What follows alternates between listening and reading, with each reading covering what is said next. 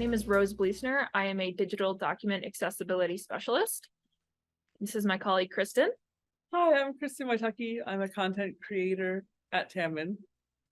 We're going to take a look at the state of Alabama voter registration form. This is a form that citizens of Alabama are going to fill out in order to register to vote. The version we're going to look at first is an older version. They have since updated the form to be more accessible, but we're going to take a look at the older version first to figure out what went wrong. The first thing that I just wanted to talk about is when I'm filling out a form, as opposed to reading a document or article that's really information heavy, instead of navigating by headings, I tend to navigate by what's called form fields, or basically your input fields. The screen reader calls them edit fields. So you'll hear edit a lot. And when I navigate through this, some of these are not labeled. So Kristen, if you were going to fill out this form, could you try to input your name on it? Maybe. Print your name, edit. Edit. The first field just says edit. Then Print your name, edit. First, middle, last suffix, edit. Then first, middle, last, like number, edit. State, edit. Or Alabama non-driver ID number, edit. So basically, like, all these fields have varying degrees of undefined, edit. Labels. One of them even says undefined. Edit. Then there's one that just says edit again. So again, it's as great as undefined. I can't tell what I'm supposed to be writing in. So okay, I'll try and put my name in, I guess. State of edit. I don't know what that first edit field is, so I could be wrong. Print your name, edit. So basically, it's just telling me. Enter. Print your name, edit. Print your name, edit. W space blank edit blank space W escape state of Alabama voter E. The screen reader has something called forms mode, and most of the time when you want to get out of forms mode and kind of go back to cycling through the fields, you can just escape from that mode and go into like non-forms or reading mode instead of writing mode, just to make it kind of simpler. But when I did escape, it's kind of asking me, do you want to convert this PDF into something? And I'm like, what? I did not want to do that. I don't even know where that came from. So even just getting in and out of forms mode is really, really hard. On the old state of Alabama voter registration form, if you're going to fill it out and you're tabbing through the document to get to the different form fields, it's not in the correct order. So where that's really apparent is if you're looking at the Social Security field.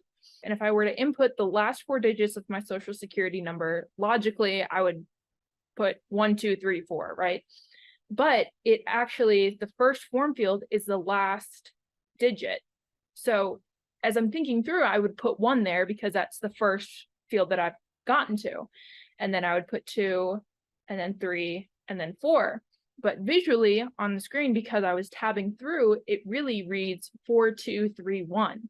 So if I'm putting in the last 4 digits of my Social Security number, it's not going to be put in the correct order if I'm tabbing through this. Now, Kristen can't even navigate to this field using her screen reader. But even if she could, she would be putting the numbers in the wrong way. So it's super safe for identity protection, but not safe for getting a voter registration. Exactly. You're not going to be registered to vote with the wrong Social Security number. So let's check out the new Alabama form and figure out what they've improved.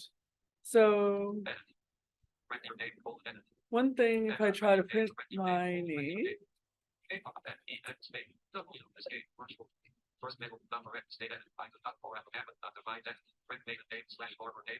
it does not assume that that printed name is also my maiden name or former name. So that is a step in the right direction. So there's definitely some improvements that have been made to this form. Are there still areas that are difficult to navigate? Yeah, it looks like they haven't done much better with the labeling. So there's edit field again. Number edit, which I guess is this number and street address, but it just says number. Again, there's still that undefined field. So really the labeling is still pretty hard to understand. So for a form field, you still can't necessarily figure out what information is supposed to go in it. Yeah, exactly. I would still not feel comfortable filling this out without someone filling it out for me, which is not okay. When someone is filling out something as sensitive as voting information, there's a high likelihood that that can be compromised in either a clerical way or a more nefarious way. And that's something that everybody should have the right to fill out independently. Now let's take a look at the Social Security number and see if there's any updates there. If I tab over and enter the last four digits, 1, 2, 3, 4, you can see that this time they entered in the correct order. So again, that's still a step in the right direction. Now, Kristen still can't navigate to that field, right? There's no tooltips for those. Right. There are no form labels when I navigate through to show me that there's a social security number input. And some of the other inputs are still not labeled adequately. So we definitely hope that there will be some more work on the form in the future. Made some progress. It's not perfect. I still don't think you'd be able to independently fill out this form to register to vote, but definitely way better than the old version of the form.